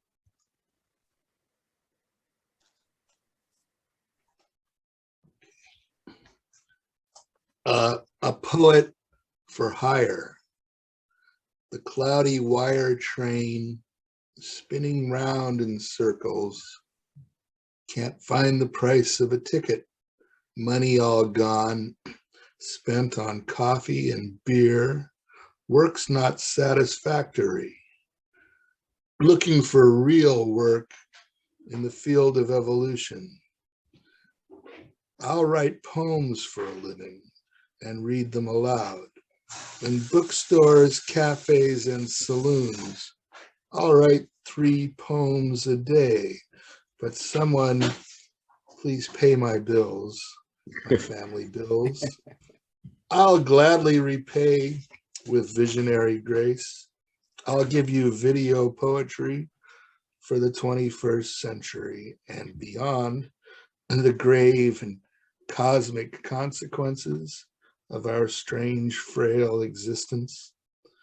I have a voice to tell you, an ability to crystallize thoughts, emotions, but I must be paid, must have cash for all my many needs, else must I work at mundane tasks, while poems remain unwritten, slipping into and out of my stifled brain.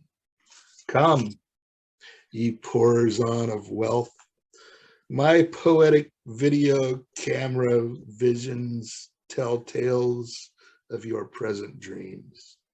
of your future expectations, of your colorful past. All I want in return, all I need in return is unlimited dollars.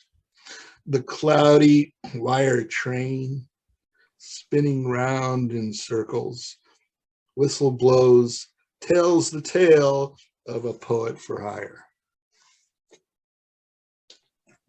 Okay, tells a poet for hire. Good for you, Dharma. Here's All number right, 2. please. Okay, this one is called Contact. Note, God bless transpersonal perception, migraine flotation, and automobile verbatim. The devil take ye all, sluggish crusaders, born again losers, broken down sheep herders. Nonsense, reality, relativity, unreal profanity, drunken sexuality, beastly surrender, phantasmical bliss, and no more war. Starseed, blast off, note contact. Yonder red goat doth laugh behind his beard. Absurd laurel blossoms dangle from the wob, and fibbing nightingales chirp by the fountain. The poet's life hangs in the balance of fate's mighty hand. A broken down man seeking redemption amidst unwarranted projection, torn up sensation, intensified intoxication. Wake up, wild tamer, lots to do, renamer. The game is beginning all over again. Okay, the game is beginning. Good enough, Dharma Dave. Thank you. Thank you a lot. Now, I don't see Benedicta on the screen. Are you out there somewhere, Benedicta? No, she said she had to leave. Yeah. And Claire said the same thing. So let's go now to Pablo. Hello, Pablo. You're back on. Okay, hello. So I will give you this dub Creolese piece. Okay. Creolese is, of course, the local Creole dialect or language, if you will, of Guyana. It's a fusion of English, so it's kind of broken English with some West African terms and some Dutch and French, etc. So this first piece is titled Carilla Bush, and Carilla is a vine that bears a fruit that's bitter in taste, but it's a delicacy if you know how to prepare it. So Carilla, which is Krilla, Carilla Bush. This wayward Carilla vine, running wild in my yard, like buck bead and busy, climbing my neighbor fence and she latrine wall, even she tall coconut tree. I just throw 2 seed from my kitchen sink through the window the other day. Next thing you know, this own way bush start for grow and grow and grow. Even the razor grass get vexed and try for cut up the wild bush with the blade. But the vine met to spin and strangle the weed with twine wrong he head till he dead. Thyme and Callaloo watch the whole fight from the rusty pot pon top the foul pen, but never lift one stem for help poor grass. Them 2 big shot had bigger fish for fry and crab for stew. Them leaf too thick and green for get between vine and grass. And it came to pass, after the heavy rains and flood last year, the botheration bush did fruit galore bear, but only upon the latrine wall and coconut tree next door. If you see how them Carilla fat and bumpy by, them look so nice, it brought one tear to my eye, and that is no lie. If you see how them Carilla look at me, but my neighbor pick all, she not left none for me. Me still bitter to this day. Ayo. Ayo. Okay. So All that was right. Very good. a personification of a Carilla vine. Okay. And this one is, the final one is titled Brooklyn Blues.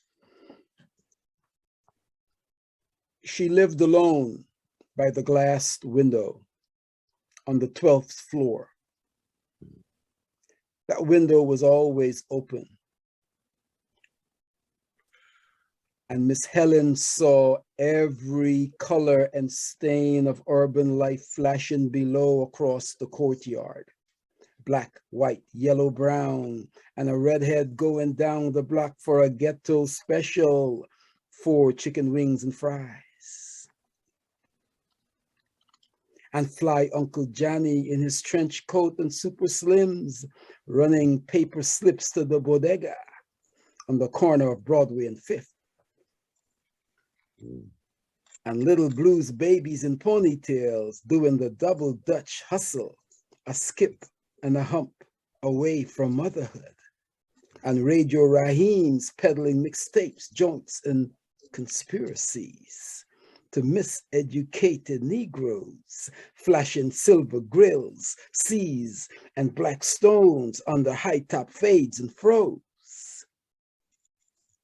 Closing only for hurricanes and ricochet bullets.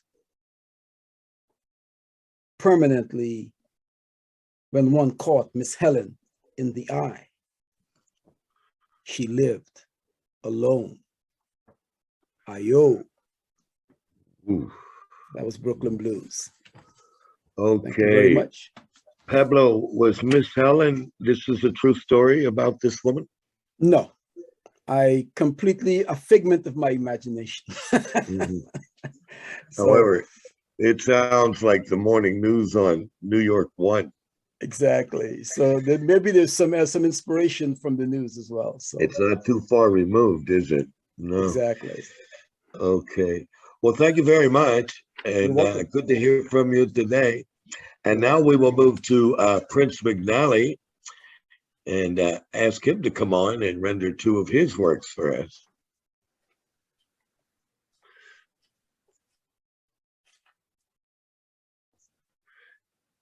Yeah. We got to talk about that Broadway and 5th, Pablo. Exactly. All right. This is another sonnet from She. So Mo, just so you know, I'm trying to I'm incorporating form in the book. So I'm going back to, I'm taking my time with it. I'm going back to some of these pieces and I'm saying, okay, this could be a sonnet. This, if I know what I'm saying. So I want to show form in the book as well. Okay. So this is Mahogany Sun. As she strolls along the beach, I'm hopelessly enchanted by the illuminating glow of her copper-toned skin, the sight of her dreadlocks slowly dancing in the warm island wind. Lost in her reverie, I find myself joyfully reminiscing upon the ocean's waves as the scent of sea salt slowly saunters from the sultry sweet sway of her liquid hips, causing my lips to shed a smile as vast as the Sahara. I'm so utterly blessed to have her, for I hopefully bask in the mahogany sun of her brown oval eyes that seemingly burn right through me. Beaming right through me. Woof. Okay. Number 2, Prince. Number 2, also from She, a love poem, A Sudden Colliding. It's a true story, based on a true story. Do you remember when I told you I was an empath? The first moment we met, you have touched me so profoundly with that incredible heart of yours. I immediately sensed a spiritual resonance between us. We became a waterfall. Microscopic droplets of rain cascading into a foreign exchange of free-falling molecules, making us kin. We began to spin a most exquisite tale of sweet synchronicity, two naked souls transcending the glittery surface of shallow waters. I could have stood there vibing with you that entire evening without ever speaking, without ever taking a single breath.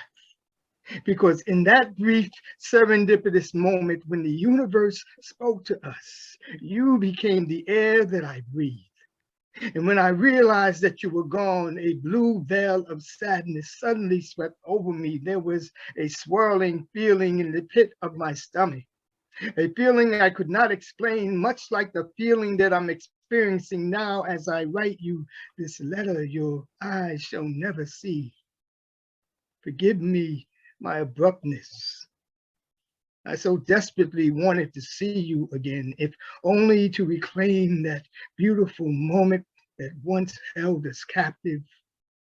I long for that joyous return to an uncensored reverie, a timeless memory when we kissed euphoria with the tips of our tongues.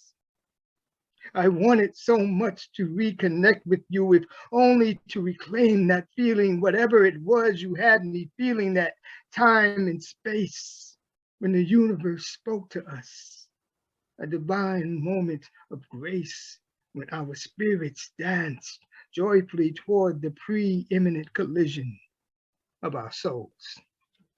Thank you. The preeminent collision of our souls.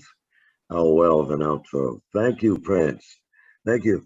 And because Kareem, his battery died, and Lydia says her telephone looks fully charged, but won't come on for a signal with us.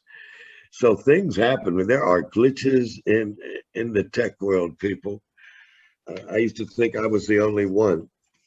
Okay, so now it would, I believe I'm the last one on screen for this round. The last poet. The last poet. Okay, so again, I'm going to read a few things from James Joyce, because I think he was a man of much insight. I mean, more than many writers I've read. And here's one thing Joyce says: every life is in many days, day after day. We walk through ourselves, meeting robbers, ghosts, giants, old men, young men, wives, widows, brothers-in-law, but always meeting ourselves. Wow, isn't that the truth? Yeah, I wake up with me, I go to sleep with me. Okay, and let's see what else we have. Shakespeare.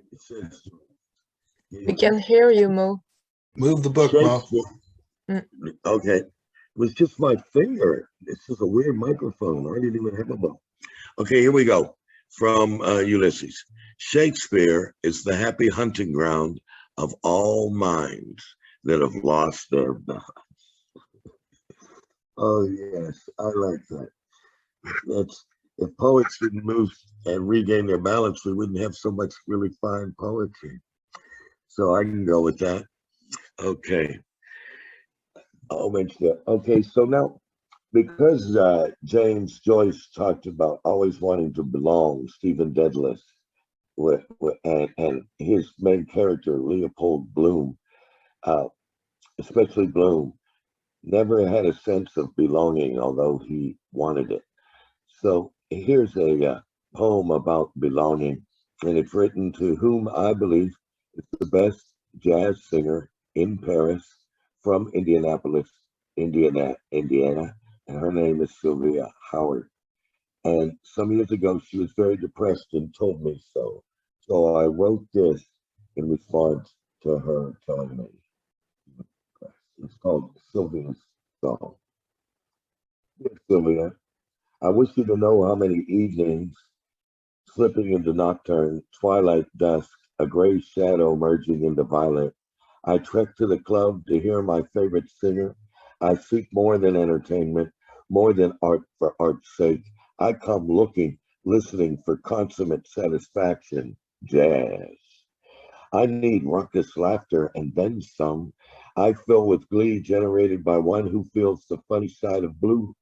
You who bears from inside out a genuine smile, a woman whose giggles and chuckles is what we admit as breath of life. Nobody laughing at each other, but with each other. Call it medicinal. Call it vitamine vivant. Your jokes relaxing, your smile intoxicating. Bring it home. You are a stunning example of a beautiful woman, a beautiful voice, elegant, eloquent. I need to hear you sing the songs in my restless mind, my sometimes troubled soul. So stir me softly, so tender at the center. Your songs of love and love lost, songs conveying that message, that beacon of hope. Resolve in the face of despair. We stay in the game against the odds. You're a woman whose charisma is forged from the fires of trials and try again. This is musical Zen. I thrive on testimony, redemption transmitted on voice waves, amplified calls of a scattered family, me, a stranger in a strange land, no longer estranged. Born again, birthed in the sweet and bittersweet notes of the ancestors whose legacies flow on the melodic phrase of your wail and coo. Spellbinder, your moans in lungs trigger a simultaneous release throughout the crowd. You bow out notes from the primal clove of the human race. It's called harmony. I need to bear up, immerse in the community, because no man is an island, like that man said, and all too often it takes the naked impulse of a woman to recall that which I might put aside for the seemingly pressing calls to transparent routines and mimic rituals. I need to scrap compulsion and to list my shortcomings in this condemning judgment, deranged consciousness. I need to exit the suffocating quagmire over there, $1 a down, dollar a month. You're never enough. Buy more. Never enough to quiet the ceaseless demands of the uphill climb against the downward winds, just to find myself and you one brick shy of a load. I need to witness the call and response that binds us this night. You and I, all those present, all that would be community. I want it known. I walk toward dawn through empty nights, full of vigor, humming phrases you have sung hours earlier. You were here and I was present, and we were then and now. Sing, lady's song, sing in the dark. I glide home weightless on twin-hued lights of silver and onyx. Against menacing cold, your songs wrap me warm. I kiss your lips, imagination enough. Human being human, I carry your treats on the tip of my tongue like liquid charms. This poet realizes this state precedes and succeeds all language, it being murmurs of the heart, beat of the soul, in step with a turning planet, shuffling its way through the cosmos of mystery and wonder. What would we call this moment? What would it be named? Magic. You are a gift. In exchange for your value, I offer the currency of my immeasurable admiration. And I'd like to say, baby, you shake the diamonds from the diamond dust. Okay. My homage to Sylvia Howard, who tours all over France, and she's big in Indonesia in the East right now. So if you get to Paris, you got to ask me, or you got to remember to go see Sylvia Howard. She is great. And so are you. And that was the end of round 2. And this has been another pleasurable Angora Poets World Cafe. So Against all the odds, we stay in the game, right, Mo? Against the odds, we stay in the game.